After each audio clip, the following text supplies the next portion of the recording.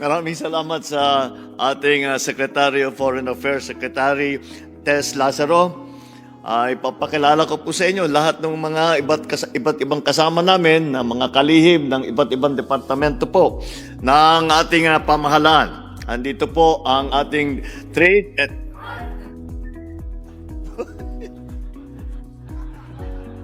sobra naman yung introduction mo, Chris. Ba't kami? Wala kaming ganyan nung introduce kami. Trade and Industry Secretary, Secretary Maria Cristina Roque.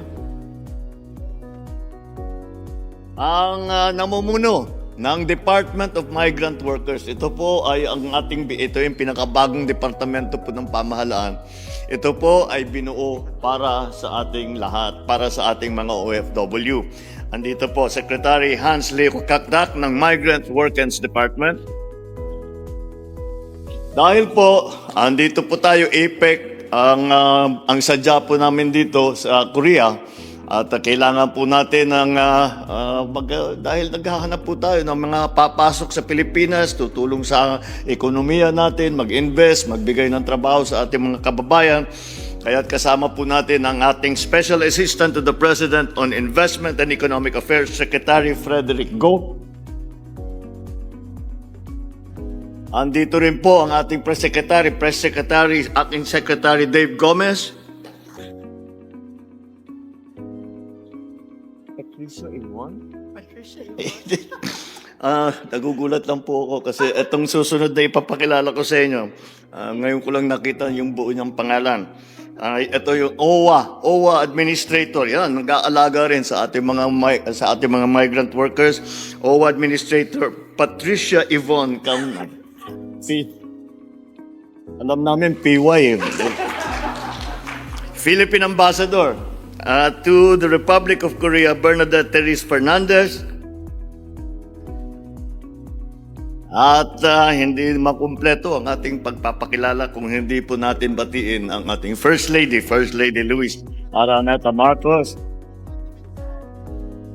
Lahat po ng iba't ibang aking mga kasamahan na nagseserbisyo sa pamahalaan ng Pilipinas. At ang pinakamahalaga na bisita natin dito, ang ating mga minamahal na kababayan dito sa Korea. Magandang gabi po sa inyo lahat. Kinalulugod ko pong makasama kayong lahat dito sa Busan ngayong gabi. Alam ko po na marami sa inyo ay galing pa sa iba't ibang parte ng Korea. Kasama ang inyong mga pamilya, mga bata, kapatid, mga magulang. Mayroon pa sa inyo naglakbay ng kalahating araw gamit ang shuttle bus mula sa Seoul. Ganun ba? Mukha naman di kayo masyadong napagod at masigla pa kayo. Meron pa raw nag-drive. Meron pa raw nag-drive galing sa Daeju at Ulsan. At iba pa naman, lumipad na galing sa Jeju Island. Ay, nakabisi. Sa pagkakaalam ko, maraming sumakay ng train to Busan. Kaya una sa lahat, maraming salamat sa oras at sa pagmamahal ninyo sa ating inambayan. Dahil kahit naman malayo kayo, ramdam namin sa Pilipinas ang inyong suporta, ang inyong malasakit. Nandito ako ngayon sa Republic of Korea, dahil nga sa APEC Economic Leaders Meeting. Mapakahalaga po itong meeting na ito dahil hindi lamang ito para sa Pilipinas, kundi para sa buong Southeast Asia at ngayon yung ating itinatawag na Indo-Pacific region. Dito nagkakaisa mga bansa sa rehiyon para pag-usapan kung paano natin mapapalakas ang ating mga ekonomiya. Mas mapapabilis ang palitan ng produkto at serbisyo at masisiguro na ang bawat mamayan, lalo na ang ordinaryong Pilipino na may maliliit na negosyo, sila ay kasama sa ating pag-uunlad. Para sa Pilipinas, malaking tulong ang APEC. Pinag-usapan sa APEC kung paano mapadali ang pagpapasok sa negosyo. Mas maraming negosyo, mas maraming trabaho. Mas maraming trabaho, mas maraming oportunidad at mas matibay na ekonomiya para sa ating mga pamilya. Mahalaga din ang APEC sa education and skills exchange. Dahil sa mga partnership sa ilalim ng APEC, mas maraming kabataan ay may access ngayon sa training at sa scholarship opportunity, lalo sa digital skills, science at technology. Alam nyo po, dahil sa bilis ng takbo ng progreso ng teknolohiya, lahat po ng ating mga manggagawa ay kailangan madalas mag-training dahil 6 na buwan, nagbago na yung teknolohiya. Wala pang 1 taon, nagbago na nun, kailangan mag-aral ulit. Kaya ito po ay malaking pagkakataon para sa ating mga Pilipinong manggagawa na mabigyan ng magandang training na bagay doon sa mga hinahanap na skill set ng ating mga employer. Kaya napakahalaga po para sa atin yan. Dahil ang lagi kong namang sinasabi, kami pagka pinag-usapan namin ng ekonomiya, basta para sa amin, ang pinakamalaking asset talaga ng Pilipinas ay ang ating mga manggagawa. The Filipino worker is as good a worker as you will find anywhere in the world. Kaya kailangan ihanda natin ang ating mga kabataan sa kinabukasan para hindi na nila kailangan mangibang bansa kung ayaw na nila. Ang sinasabi po natin, pagka naayos po natin at mapagandahin natin ng mabuti ang Pilipinas, traveling abroad, working abroad will be a choice. Dahil gusto nyo, may magandang pwesto kayong nakita, pero hindi ibig sabihin, wala kayong mahanap na trabaho sa atin. Kaya dyan po ang aming hangarin, yan ang layunin po namin. Kaya dyan, para patungo dyan, sa ganyan sitwasyon tayo ay nagtatrabaho para pagandahin ang Pilipinas. Subalit, mga kababayan ko, hindi lamang trabaho o ekonomiya ang mahalaga.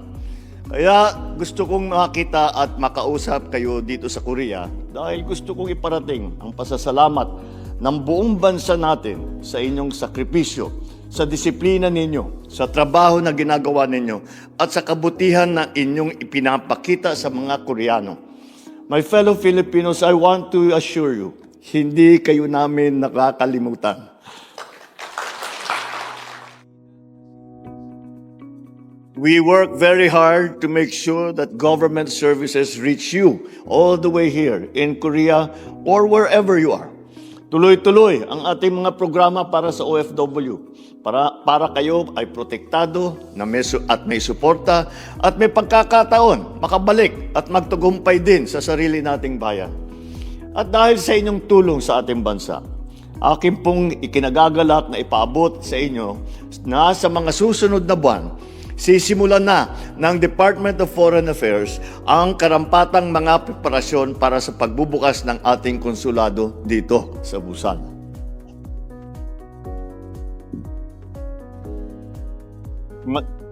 Sa madaling sabi, sa susunod na taon ay may magbubukas na Philippine Consulate General dito. At dahil dito, magiging 2 na po ang opisina ng Pilipinas dito sa Korea. Yung embahada natin sa Seoul at ngayon, yung bubuksan natin konsulado dito sa Busan. Ang pagtatayo ng konsulado ay isang mahalagang hakbang upang mas mapalapit ang serbisyo ng ating pamahalaan sa bawat Pilipino dito sa Busan at sa mga karatig na lugar tulad ng Ulsan at Gimhae. Gimhae.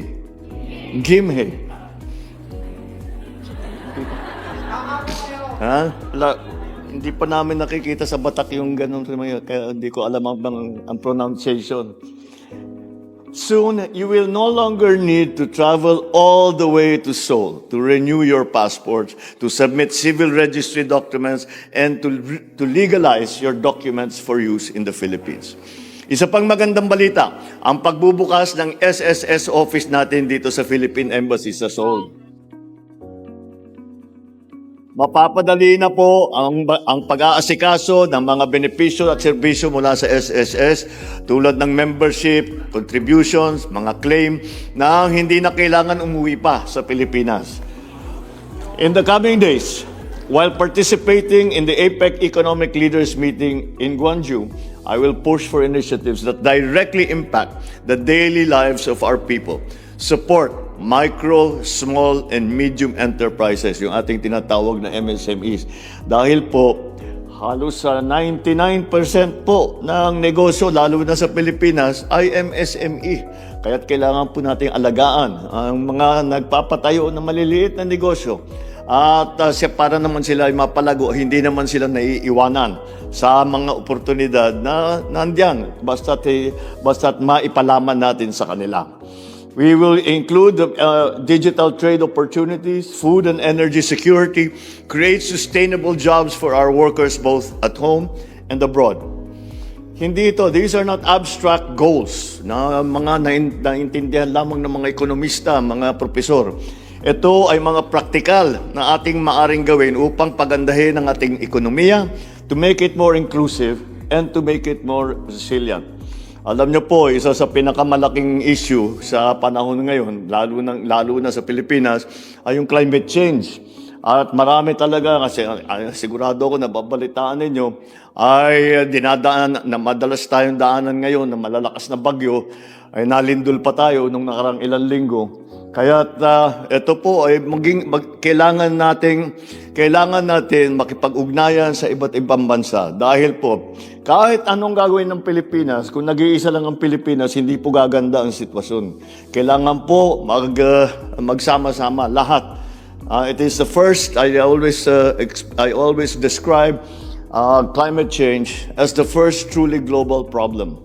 And the reason I call it that is every single citizen of the world is affected by climate change. And furthermore, the only solution to climate change is for every single citizen of the world also to contribute. So I will be meeting with business leaders and partner governments to promote greater investment in Philippine industries such as technology, agriculture, renewable energy. Every collaboration we make means more livelihood, more learning, more hope for Filipino families. So our participation in APEC 2025 shows that the Philippines is an active and responsible partner in building a new, more innovative, fairer, and interconnected Asia-Pacific region. We all stand ready to work with our neighbors to ensure that progress is shared. No Filipino will be left behind. Mga